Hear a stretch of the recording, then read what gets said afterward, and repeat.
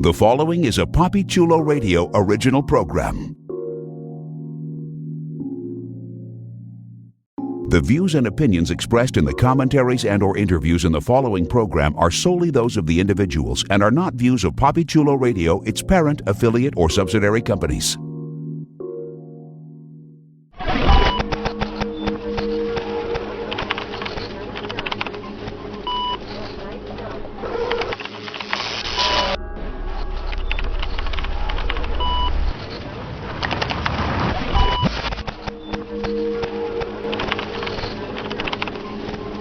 The Avengers Initiative, Hawkeye. Welcome to the Avengers Initiative, Hawkeye, a PapiChuloRadio.com original series, Papi Chulo Radio, celebrating a decade of podcasting excellence. Today is Tuesday, November 30th, 2021, and I'm your host, Jeffrey Aruz. During this podcast, we'll be having an in-depth discussion on Disney Plus's Hawkeye. Please welcome my co-hosts, Priscilla Rocha. Hello, hello. And Professor X. I can do this all day. That was beautiful. We just won a podcast Tony for that. Thank you. All right, everyone. Let's jump into our discussion of Season 1, Episode 1, which was titled Never Meet Your Heroes and debuted November 24th, 2021 via Disney+. Here's the official synopsis of the episode. Archer Kate Bishop lands in the middle of a criminal conspiracy, forcing Hawkeye out of retirement. So, here's the big question. And this is the question that I've been asking. I feel like I've asked this every single time that we've done one of these Disney Plus series. So hopefully I'm not wrong. But I do feel like I have been asking this. Are you a fan of the titular character? Are you a fan of Hawkeye? Now, interestingly enough, in this first episode, we had very little Hawkeye.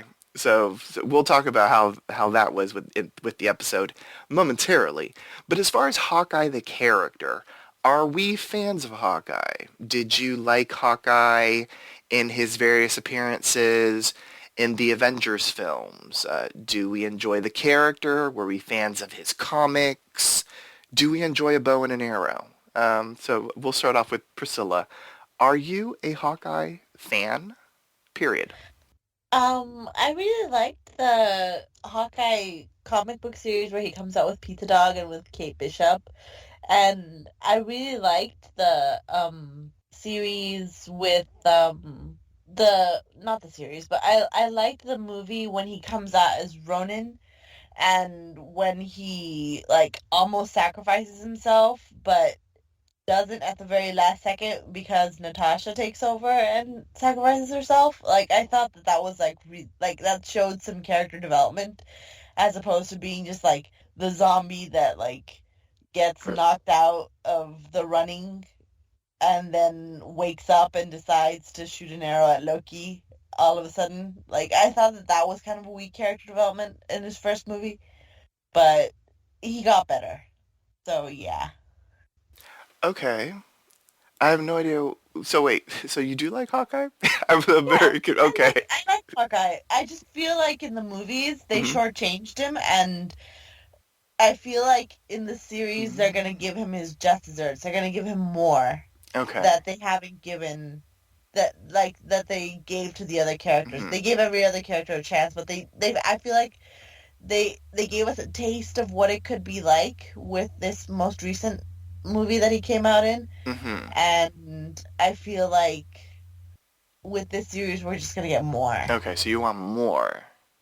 Okay. Yeah. All right. Professor, same question for you. Are you a Hawkeye fan? Yeah, I mean, agreeing, with what was just said, I really love the Matt Fraction run of Hawkeye. He basically took a character that was a joke. It's sort of like an Aquaman level character. And everyone is and it's become very, trendy to dunk on Hawkeye, which makes sense. You've got a god and a guy in a super suit and a super soldier and all of this stuff. And this is just a guy with a bow and arrow. And, they've mentioned that throughout the movies, but he's a character who has a fairly intricate backstory, which they've never mentioned in the MCU. In the comics, he has all of this, backstory and previous relationships and stuff like that, none of which has ever been mentioned in the MCU. So it's not canon as far as we know in the MCU. So I'm curious because there were some hints of that being dropped into this first episode. So I am curious to see how much of that backstory they'll pick up on. Because, we've only known, Hawkeye, as played by Jeremy Renner, since Thor. When he showed up, just basically for the cameo, he was already a SHIELD agent. So his whole backstory of how he became Hawkeye is a story yet to be told. And I don't know if they're going to do it in this series, but there is a lot of fertile stuff from the comics that they can draw on if they want. All right. So I'll be honest. I was not the biggest Hawkeye fan. So it's interesting. I have not read the comics, so I have no idea about any of that life. But from what I've seen on the big screen, I mean, he was always almost just there. And maybe it's the MCU's fault for never really putting Hawkeye in the forefront. I mean, even as a non-powered character, I feel like we always saw Black Widow in action a whole lot more than Hawkeye. And then, they sort of gave us a family for him in one of the movies, and that was kind of nice to give him, sort of an attempt at a backstory, or at least additional story. But I will say, and this is no shade to Jeremy Renner, but Hawkeye was never my favorite character out of all of the Avengers, period. So I will be honest and say, this was probably the Disney Plus series that I was not looking forward to in an interesting sort of way. Like, I was just like, oh, Hawkeye. I was like, okay, I'll watch it. It's the MCU. I will watch it because, it's all connected. It's like tattooed in my brain. So I have to watch it. But I wasn't as hyped. I think in the show they sort of address those concerns that you were bringing up, because when we first meet Clint, we're sort of seeing that side of his character. He's not someone who wanted to be a costumed hero. He was a SHIELD agent. He just sort of accidentally became an Avenger. It's not like he doesn't have the ego of a Thor or an Iron Man. He doesn't have the sheer smashingness of a Hulk or anything like that. He's not a symbol like Captain America. He's just a guy who's doing his job and is frankly embarrassed by the recognition that he's getting. So I think that's part of the reason why he's never really stood out in the MCU movies. But I think giving him the chance to really go into that side of his character, I think is really potentially good. And I really liked how Renner played it in this episode. Totally. I do agree with you on that. Jeremy Renner is winning me over with Hawkeye.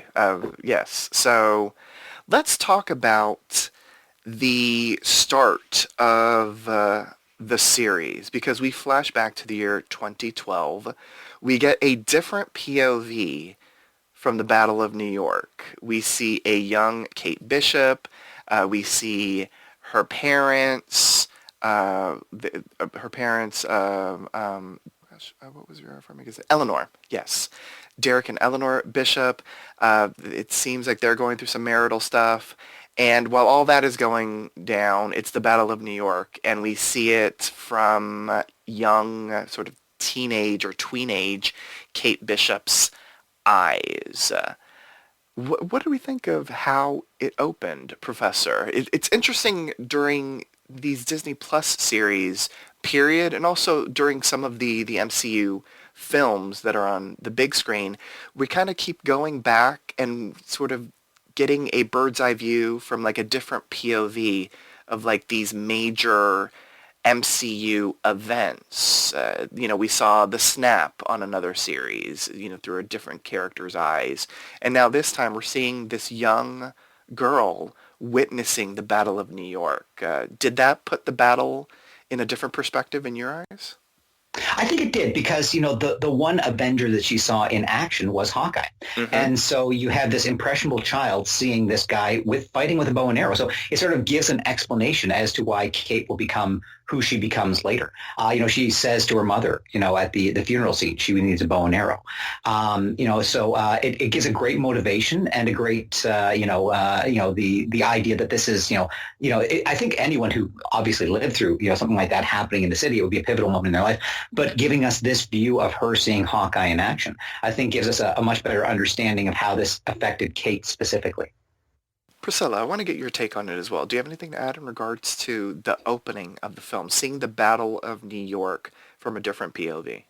I liked seeing little Kate. I liked seeing how it sort of molded her into becoming a miniature, like, little vigilante in the future herself. Like, it's how she grew up to become. I like the animation sequence afterwards, especially where it kind of shows that, like, she got into everything that a prototypical, like, Batman Year One would get into, like gymnastics and martial arts and doing the bow and arrow, because she wanted to get better at it to become like Hawkeye.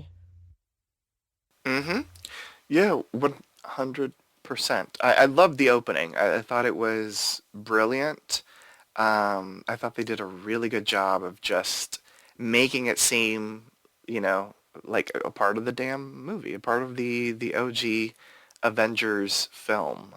Yeah, it was great to see young Kate experiencing that. Now, well, I mean, clearly some bad stuff happened, but her father died. But it was still, it was impressionable, and it makes sense that this impressionable kid, would want to become, the hero, I guess, that she's destined to become. Priscilla dipped her toes into talking about the opening sequence, so let's talk about it. Interestingly enough, there's a little bit of controversy about it, but what did we think of the opening credits? Full disclosure to the listeners, I'm sure you all know, but they did release, and they being Disney Plus, released 2 episodes of the series when it premiered. The second episode did not have the fancy opening credits, so maybe it was just a one-time thing. But what do we think of the opening credits? Priscilla talked about it a little bit. Professor, do you have anything to add in regards to the snazzy animated opening? Well, for those like Priscilla and I who have read and loved the Matt Fraction run on Hawkeye, this is clearly a reference to that. It's got the same color palette. It's got the same artistic style. So it's a little subtle signal to those of us who are coming to this character who have read the Fraction run that this is going to be very much in that vein. So I found it very comforting, because as soon as I saw that animation style, I thought, okay, good. Yeah, they're going to be following the Fraction run, and that was really well done. Now, they're not following it exactly. There's a lot of differences, but just the fact that sensibility is going to be in there, because as I said, Fraction really completely revitalized Hawkeye as the character. Took him from a joke and a laughing stock to making him a really interesting, well-rounded character, but in a very different way from what we see in this episode. But yeah, for me personally, I loved it, and I thought it just putting it in that style was a great little visual tip of the hat for the audience. Very nice. See, I don't have the comic book connection. I just thought it was kind of nice and snazzy. Priscilla, were you going to say something? Yeah, I can ask a question really quickly. Do y'all think the dad is dead? Oh. I would be surprised if he was. Because they didn't show a body during... I mean, yeah. And if you were going to try to, vanish or something like that, or for whatever nefarious reason, I would not at all be surprised if the father is still alive. Very interesting. All right. I love that theory. I don't dislike it. I will say Brian Darcy James plays the father, and I've seen him in other stuff. So that wouldn't surprise me. I mean, he's not like a name person, but he's name-ish. So, like, I've recognized him, so I was like, okay, that would not surprise me. And we always think that because, you're casting an actor of a certain level. And so when I saw Simon Callow, I thought, well, he's obviously going to be really significant. And they end up stabbing him, halfway through the episode. It's like, okay, maybe I called that one wrong. Well, I mean, I mean, like he's in the opening credits, He's a really great actor. I can't feel that this is the last we've seen of Simon Callow somehow. I just can't believe they would just stab him. And there's no time travel shenanigans in this show. Yeah, So yeah, unless allegedly. yeah, who knows? We never know. But yeah, I mean, yeah. Yeah. All right. Let's talk about Kate Bishop. Grown up, 22-year-old Kate Bishop, college student. She's an archer. She is destroying not clock slash bell towers. Let's talk about Kate Bishop. Throughout this episode, what did we think of Haley Steinfeld as Kate Bishop? And I will say, I'm going to start off because I loved her. I thought she was fantastic. She was fun. She was quirky. She was just everything. Like she was an immediate draw. And I don't think I've really seen Haley Steinfeld in anything outside of Pitch Perfect, which she was fun in Pitch Perfect 2. That's funny because she was in Pitch Perfect too. Anyway, but I enjoyed her as Kate Bishop. I found her refreshing, 100%. Priscilla, your take on Kate Bishop, everything Kate Bishop in this first episode. Okay, I'm two-sided with this because on one Ooh. hand, I really like Haley Steinfeld. I think that she's magnetic. I think that what she brings to the table is really great. I think that her relationship with the dog is really cute. I think that her relationship with her mother is believable. It was really good. But I gotta admit that seeing like another like rich girl getting into trouble and like ruining stuff, it kind of sends like a bad message in 2021 where I'm just kind of like, really, we're going with that. Oh, she brought real life into this. All right. I see your point of view. I see your point of view. Professor, what about you, Kate Bishop? Yeah, I think Haley Steinfeld's doing a tremendous job. Yeah, I can agree that there's a reason for that, but I think they want to establish the idea that Kate doesn't have everything all together.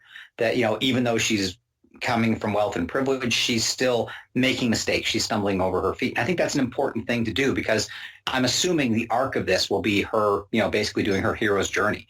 Her getting Mm-hmm. to team up with her hero, her personal hero, and whether she ends up taking the Hawkeye mantle at the end of it or is just sort of a Hawkeye in training. She can't be perfect at the beginning of it. She has to have those flaws so that she can develop as a character over the course of the series. I don't expect to see a lot of character development in Clint. Because he's an older guy and established and set in his ways and everything like that. But Kate is the one who has to change. It's interesting. I'm absolutely loving Haley Steinfeld's portrayal of her. The sharpness, the quickness, the great lines, the funniness. She's tremendous. It's not quite comic accurate. Kate is a bit less of a screw up, considerably less of a screw up. Kate is like sort of an omnicompetent Mary Sue in the comics. And, I like the fact that they're making her a little more human, but we don't meet Kate in the comics until she's actually sort of established herself for a while. She's been, working towards becoming the new Hawkeye for a while. Whereas in this case, we're almost, as Priscilla said, it's almost like Batman Year Zero. She's still learning and she's making mistakes. And we'll talk about the fights and stuff like that later. But no, I'm really enjoying her. She's one of the casting decisions that they made in the Disney Plus series that I'm most looking forward to seeing. The only other one that could be close would be Tatiana Maslany as She-Hulk. I'm really looking forward to that. But this was one where if they cast the wrong person, it would have killed it. Kate has to be a super smart, super funny, super competent person who still screws up occasionally. And I think we're getting that from Haley Steinfeld's presentation of her. Mm-hmm. Yeah, I agree with you a bit more, Professor. Like, I see what you're saying, Priscilla, and I do agree with you. It was a little cringe, but the journey that she's going to go through, I think she's going to mature, and whether she takes up the Hawkeye mantle or not by the end of the series, yo no sé. I do not know. But I do feel like it's going to be night and day, the Kate Bishop, from that very first scene as an adult to her very final scene on this series. And I'm looking forward to her journey. So let's talk about her mom, Eleanor Bishop, played by the always fantastic Vera Farmiga. I enjoy her immensely. I loved her on Bates Motel. Pretty much her and Freddie Highmore are the reasons to watch Bates Motel because it's like, masterclass in acting. Both of them are fantastic. But what do we think of Eleanor? I guess the big question is anyone going to drop a bold prediction that she's behind everything? Is Eleanor suspicious? Is she sus? Are we keeping our eyes on Eleanor, Professor? Are you suggesting it was Eleanor all along? Brum, I brum, don't brum, think brum. I don't think she's going to be the ultimate source of evil, but she's obviously bad. She Oh. is. Yeah. Oh yeah. I think. Yeah. Priscilla, are you with me on this? Oh yeah, a lot of people are Oh. theorizing she could be the next Madame Mask, but I'm not so certain Oh. that it's going to be that. I don't know that they have. It's going to be. She's definitely sketchy. She's probably evil. And again, this is in the comic books, her dad is still alive, and her dad turns out to be a person sort of not as evil, but certainly a bad conniving businessman.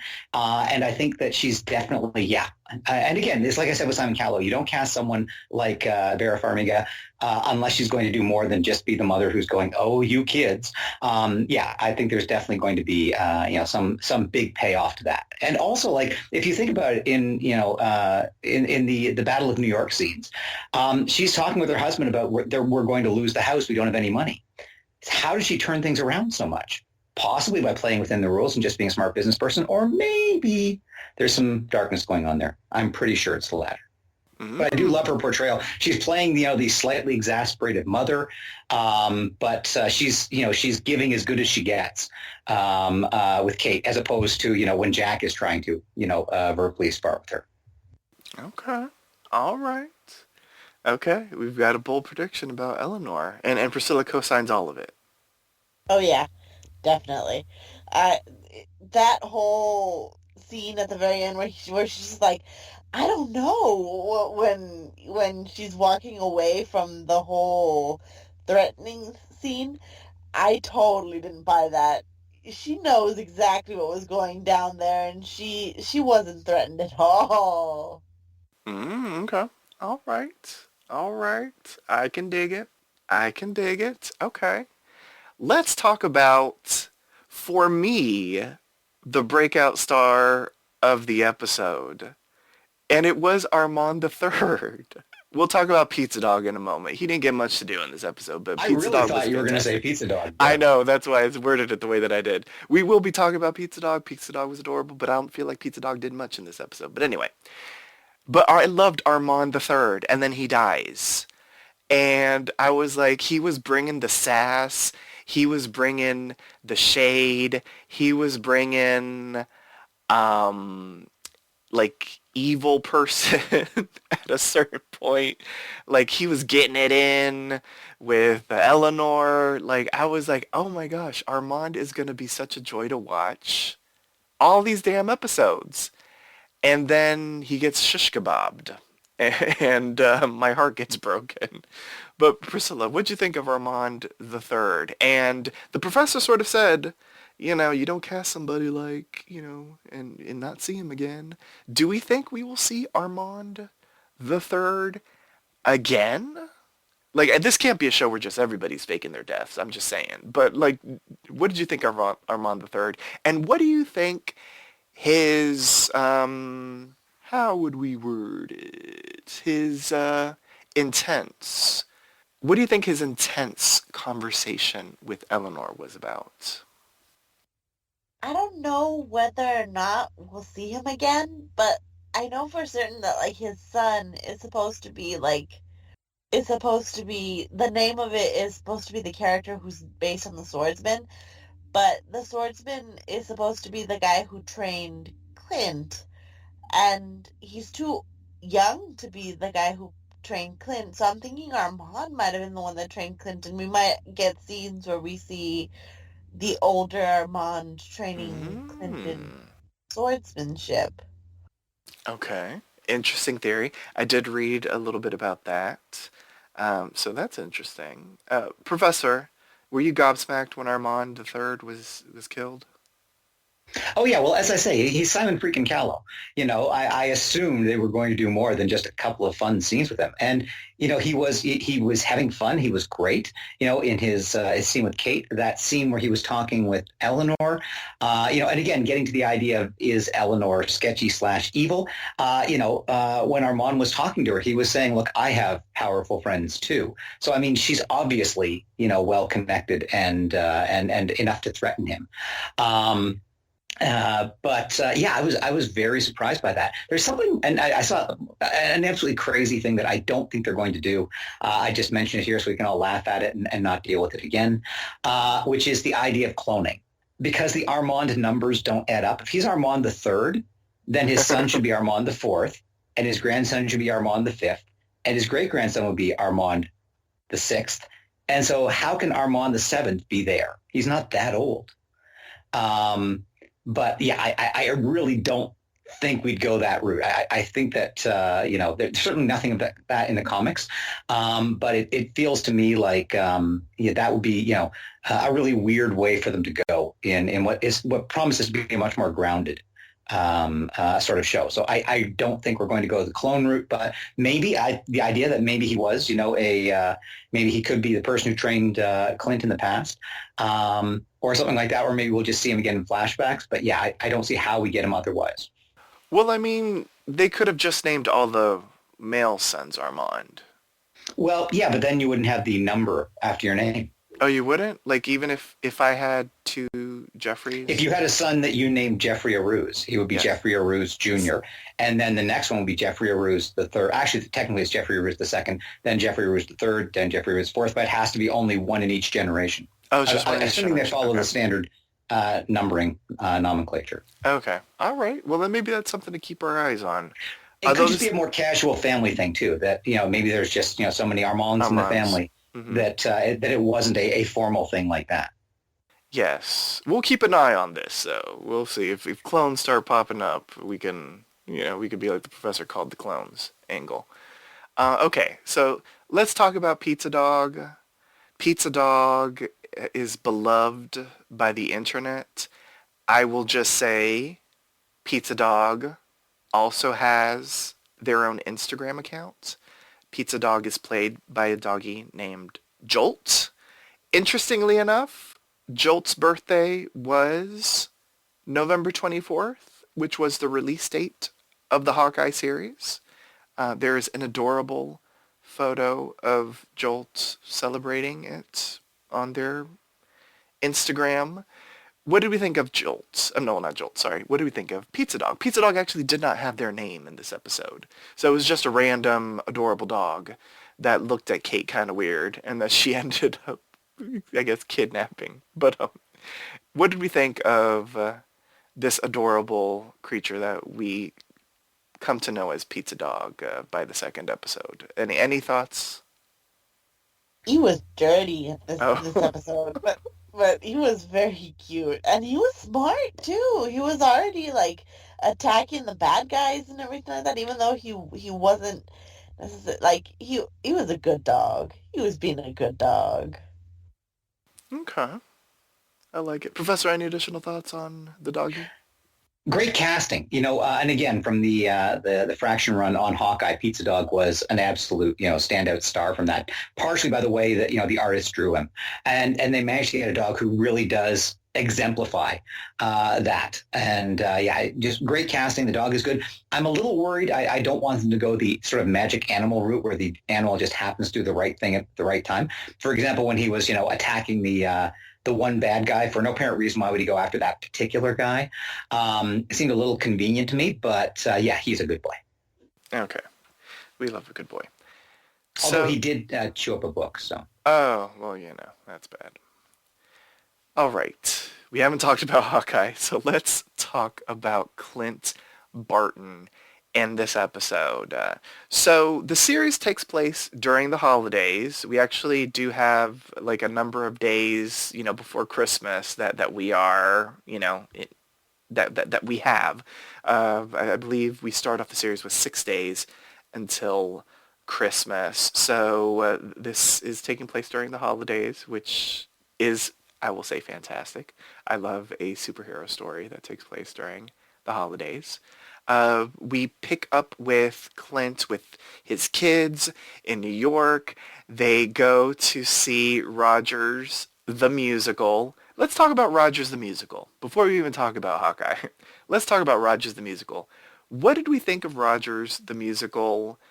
Did we enjoy it? Was it ridiculous in a spectacular way? Was it ridiculous in a ridiculous way? What did we think of Rogers the musical, Priscilla?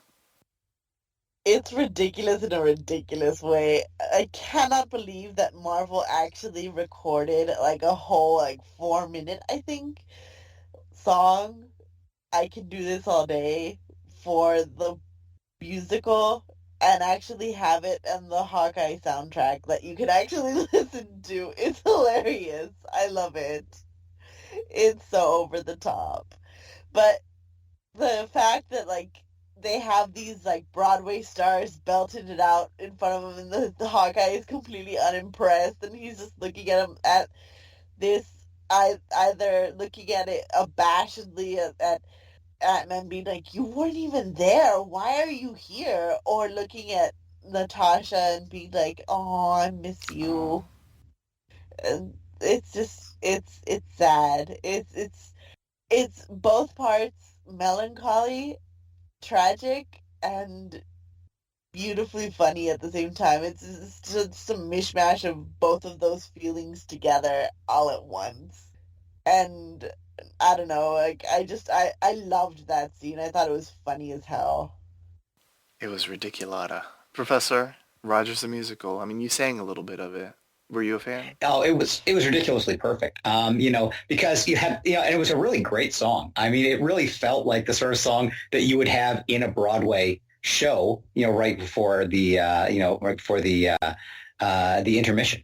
It's the classic sort of, get people up, dancing in the aisles as they go out for their coffees and their sippy cups of wine.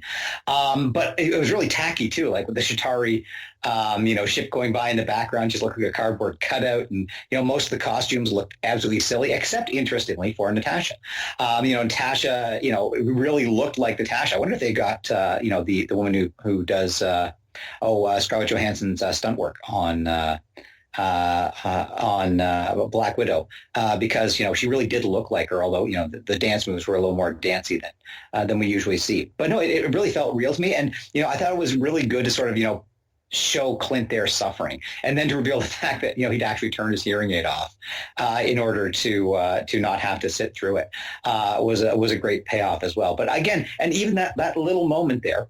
Yeah, it's fun and it's cute, and they kept revisiting it. You'll notice that there are signs for it, and you'll see ads for it. So they're continually reminding you about this. They're doubling down with it, which is delightful. But again, it's just sort of showing that Clint's discomfort with being in this very public situation, which we see later in the restaurant as well. I think it was a good way to sort of, again, show don't tell, just sort of establishing his discomfort with being thrust into that position. And I thought it was a good way to get it done. Mm-hmm. It looks like Rogers the musical is the Hamilton of the Hawkeye of the MCU, I would say, universe. Yeah, good grief. I will say, it was incredibly cheesy in a spectacular kind of way. The sort of inconsistencies, I mean, the fact that Ant-Man was there, I mean, clearly it was for the line from Clint that he wasn't there. But, I mean, that was ridiculous. If it was a real Broadway play, I would hope that they would at least try to get things a little bit much more accurate, because clearly Ant-Man was not in the picture back then. Although technically, during the time heist, he was. Oh, yeah, that is true. Oh, yes, look at you. And the only thing that kind of bugged me about it, and I don't know why it bothered me, it's such a little nitpick, is that if it's Rogers the musical, it really looked more like Avengers the musical.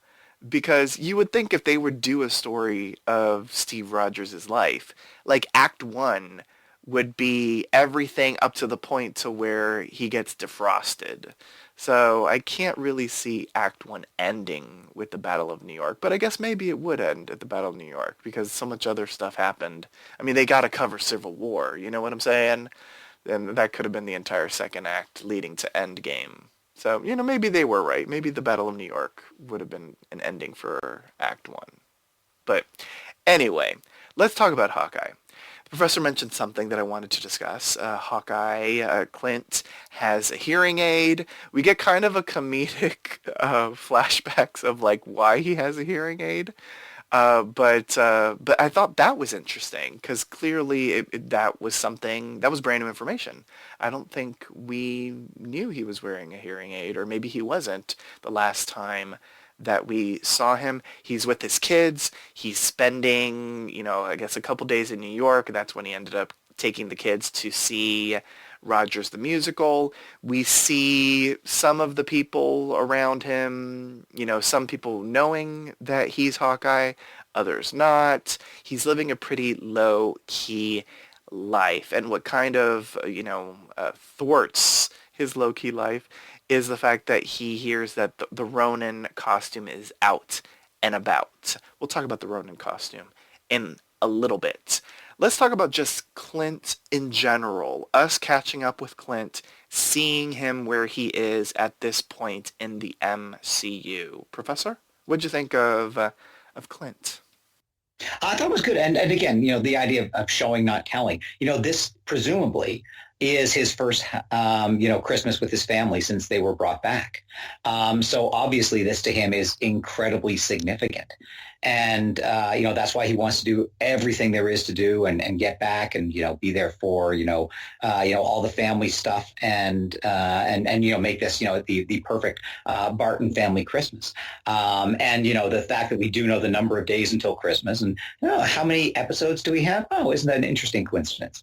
It's obviously putting, the timer on this. But no, I really liked it. And I think, Jeremy Renner, played it really well of the guy who has, been thrust into a public situation, feels that, whether it's he feels he's not worthy of it or he's just not comfortable with it. I think he's doing a very good job of giving off that vibe of someone who doesn't want to be praised.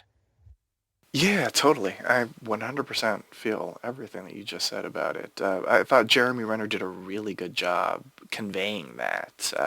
Yeah, it was really good. And Professor, I did not think of the angle that you just gave, though, in regards to this could be his first Christmas with the fam post-snap. And even if it isn't the first one, maybe if it's within like the first handful, I could see him still, wanting that Christmas to be special, because he had lost, what was it, 5 Christmases with his family. So that makes sense. Priscilla, your take on everything Clint. I feel like we're finally getting to know Clint, and it's fine, and it's showing that he's not like the other Avengers in that he's kind of an everyday man. Like, he's not pleased that they're having this big showy thing with him as one of the castmates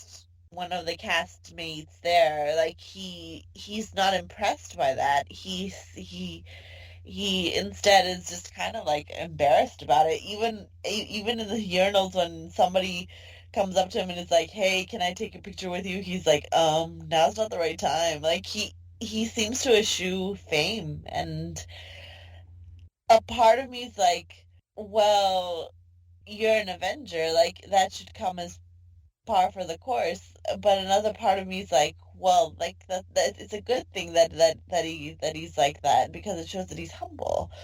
So there's layers to him, and I really like that in this character. 100%, yes.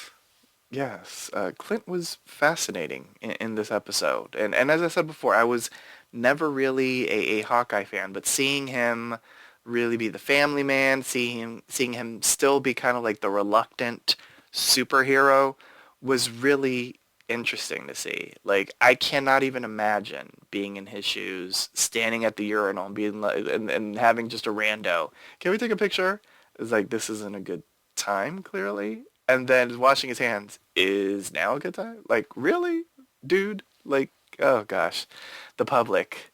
We, the public, are horrible to people in the spotlight at times. Yeah, good grief. Anyway, so let's talk about the Ronin costume and how it comes into effect. So we witness a black market auction for the super rich that featured items recovered from the remains of the Avengers compound.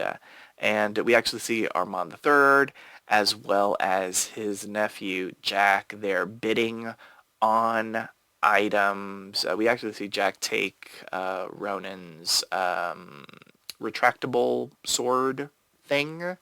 We also see that Jack is a sword collector. We'll talk about Jack in a moment. But yes, the Ronin costume is there. Or I should say outfit, and the black market auction is attacked by the tracksuit mafia. Literally men in tracksuits who are a part of a mafia.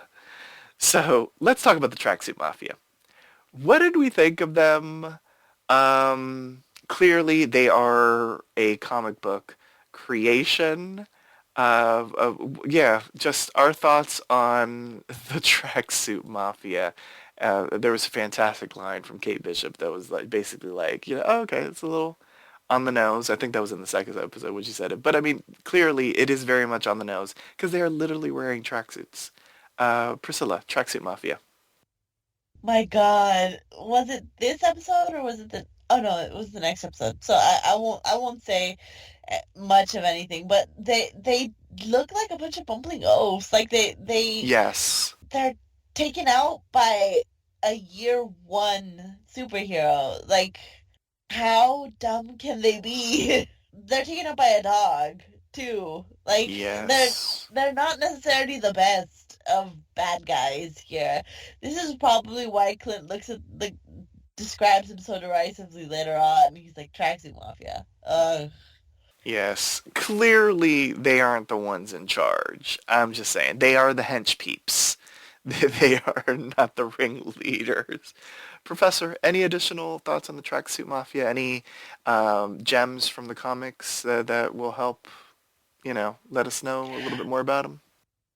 No, I don't want to say too much because it's really not until episode 2 that we get to see just how dysfunctional they are. But again, that was a big part of the comic books, is that the tracksuit mafia is just a total clueless bunch of losers,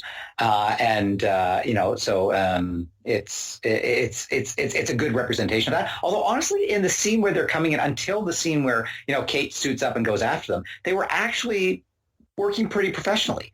They managed to get in there. They blew a hole in it. They were searching for, the thing they needed.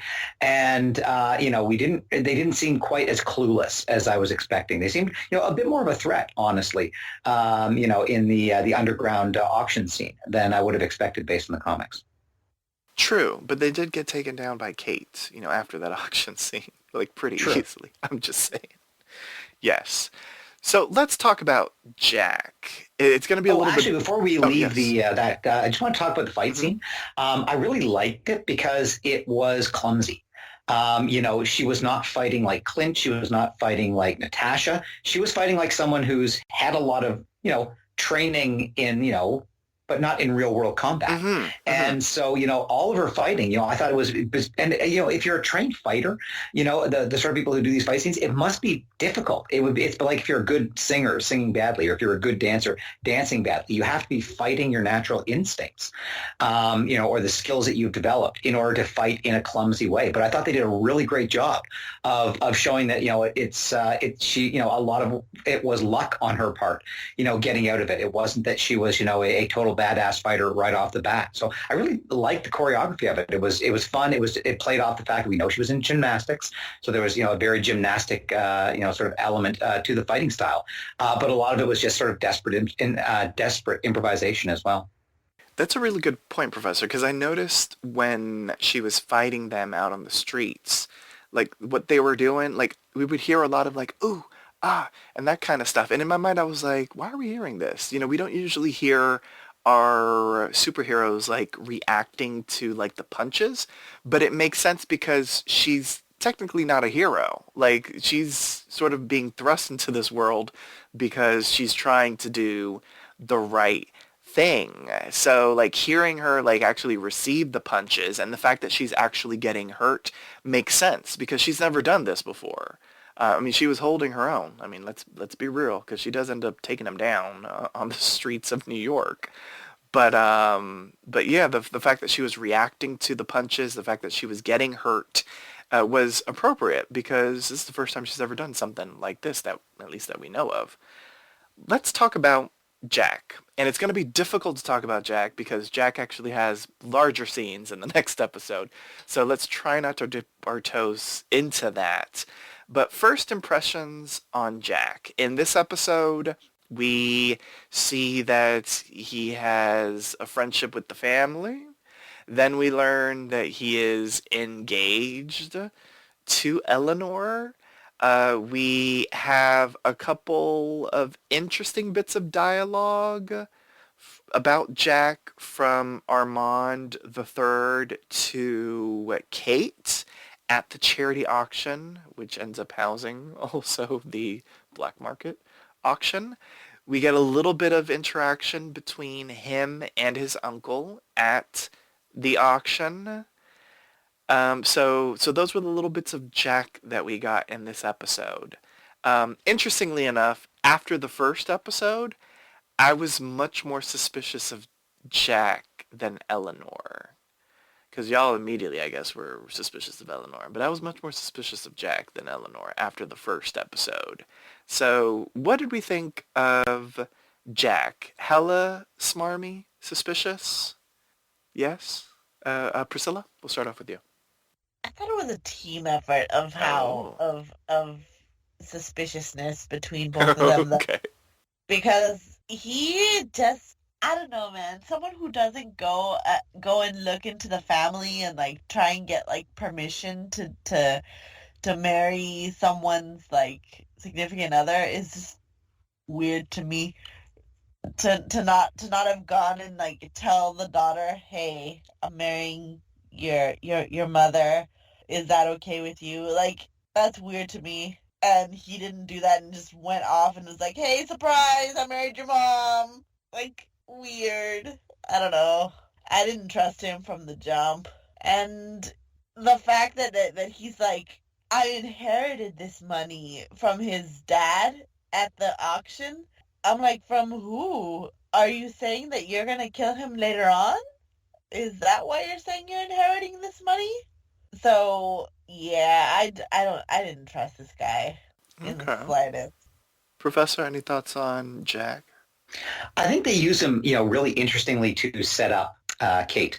For example, his opening line, "What an unexpected surprise! All surprises are unexpected." Boom! That can't possibly be true, is it? So they're playing him as sort of, an amiable dolt. But you get the sense that, and in the later scene in the office where he's talking about, or I remember you thinking about the next one where he's talking about, being a stepfather and I bought a book. Yeah, but he's sort of being played as an amiable dunce. But then in the scene with Armand, you get a sense that he's not quite that amiable and not quite that stupid either. Mm-hmm. So it seems to be an act that he's putting on. Now, for what reason he's putting on that act, I don't know.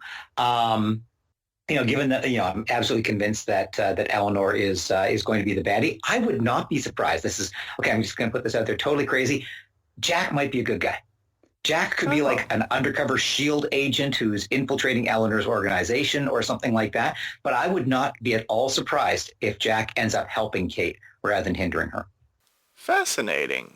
Because, again, in terms of Kate's personal growth, she's going to have to overcome her natural distaste for Jack in order to accept that help.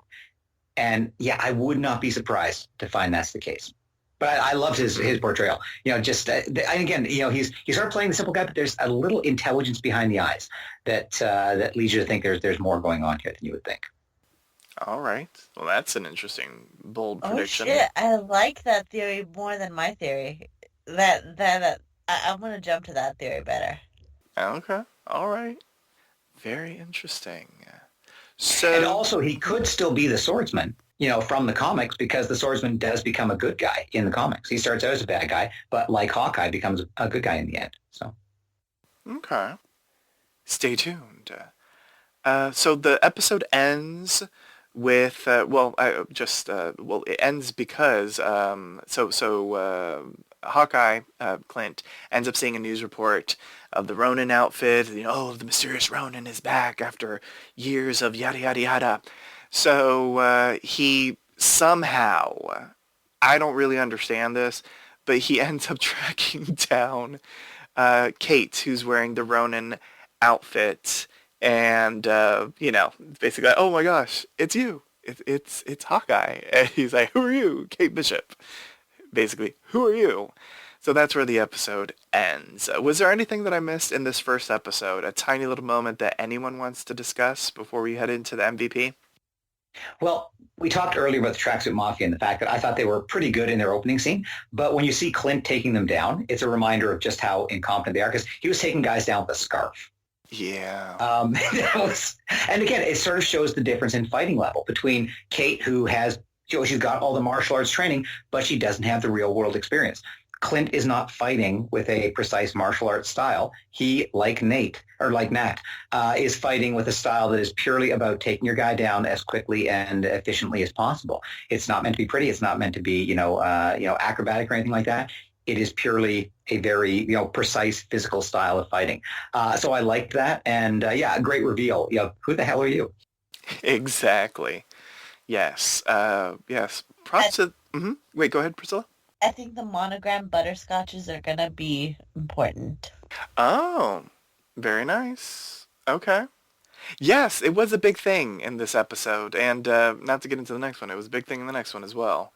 Monogrammed butterscotches. I mean, who knew those were a thing? But they are. You can monogram anything, even M&Ms. So let me just say, just the cinematography was gorgeous in this episode. I mean, I could say it's just gorgeous in general because we've seen 2 episodes. The cinematography is stunning. Christmas in New York, it's just beautiful, and I'm glad that they have been able to capture it in a really wonderful way. So, just props to them. I do know that they actually did film in New York. Some of it was filmed in Atlanta, like a lot of the Marvel stuff was as well, and I did read that I guess some reshoots were done in Toronto. But what we saw was just visually beautiful. And I do have a little thing just to confirm maybe what the professor was just interpreting. One of the little sort of one-line sentences that's like the premise of the series does say that this series takes place a year after the events of Avengers Endgame. So I think that just adds additional weight to what the professor was saying, that this is probably Clint's first Christmas with his family post-snap. So, that's why he was really trying to do everything to make the kids' Christmas special, going to a Broadway musical, going to see the Rockefeller tree, and all that kind of stuff. All right, so now it's time for the MVP, the most valuable player. State which character impressed you throughout the episode and why. Once a character has been chosen, they cannot be selected again, so choose wisely. Priscilla, who's your MVP and why? My MVP is Kate, because as much as I rally against her for being kind of the whole spoiled rich kid archetype a little bit, I have to admit that her charm just kind of seeps through and kind of negates all of that for me and makes it all the more worthwhile to watch her. It's just, she's bumbling through all of this and shows that she's got the heart of a superhero deep within, and I am looking forward to seeing her blossom into a superhero and show more confidence in herself. So that if this is what we get in the pilot with us looking forward to seeing more, then I'm glad that we got to see it. I like it. Very good choice. Professor, what about you? Your MVP and why? I'm going to go with Lila, Clint's daughter. I really liked her. She's, one of the Russo brothers' daughter. She had a very small part to play as Lila, in Infinity War, or maybe it was beginning of Endgame. I thought she was great. She had a really nice, relationship with her father. She's, and she's like the smart kid that understands, more than is going on. She understands, what her father's going through in a way that, her brothers don't. And that scene where, she's reacting because her older brother is technically put in charge, but then he tells her, no, you're the one, you're always taking care of us. You're the one in charge. I think that was just a really great father-daughter moment that I loved. Very nice. That MVP came out of left field, but I enjoyed that, Professor. Well, I was going to pick Pizza Dog, but as you said, he hasn't even got his name yet. So. Okay. All right. I like it. Okay, good. So I'm going to pick my first choice for this episode because he died. Armand III. I mean, he was just fantastic. It was just so refreshing, ridiculous, sassy, kind of shady, kind of cunning and merciless, at the auction. Just various different shades of fantastic. And then he fucking dies. And I was like, where am I going to get all this? I guess, they better infuse Jack with some of that. Because Armand the Third was fantastic. It's such an interesting character. And I hope we see him at least, if he's dead, I hope we see him at least in flashbacks, because I really need to understand what the hell was going down between him and Eleanor. If Eleanor is going to be the shady lady that we all are assuming she is, we need to see some of the shady stuff that she's been doing behind the scenes. I'm just saying. So, now it's time to rate this episode. How would you rate this episode on a scale of 1 to 10 arrows? The point system is allowed, and if you found the episode exceptional, deserving of more than a 10, you may grant it the coveted Golden Quiver. So, Professor, you can start off. How would you rate this episode? Well, I'm reluctant to go too high off the start because we have to leave room to grow. But damn, this was an enjoyable episode of television. It introduced the characters, it got things going.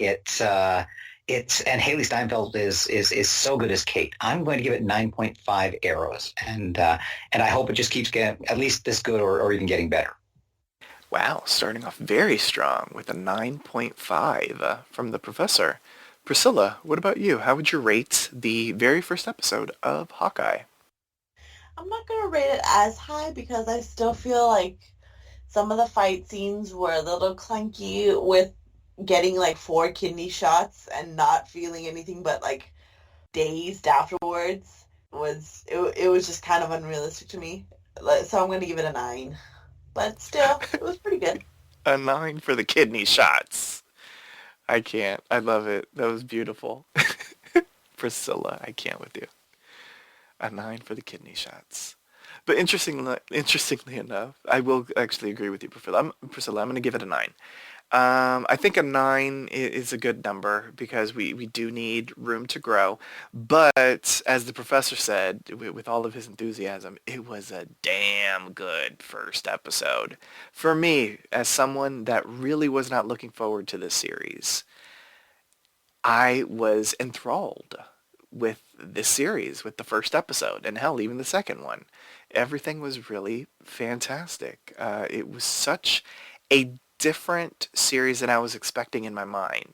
I wasn't expecting the comedic tone, sort of the light and bubbly and breezy tone that we got in this episode, and I was here for it.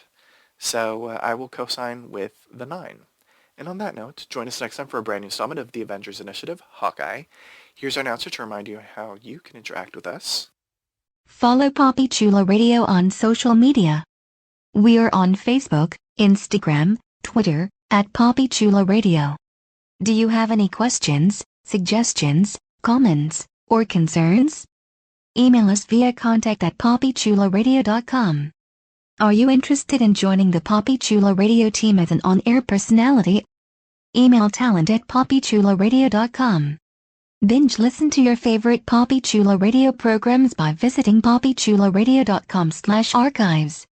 You can also download tonight's broadcast and the rest of the series through Apple Podcasts and Google Play. Just search for The Avengers Initiative, Hawkeye, and subscribe. Thanks, announcer. My co-hosts, please wish the listeners a good night, starting off with Priscilla. Good night, everyone. And the professor. You see, that's the problem, Jeff. You don't even know my name. Oh, that's funny. Thanks for tuning in. Download new episodes of the Avengers Initiative Hawkeye every Wednesday via Apple Podcasts, Google Play, and the Poppy Chula Radio archives. Good night.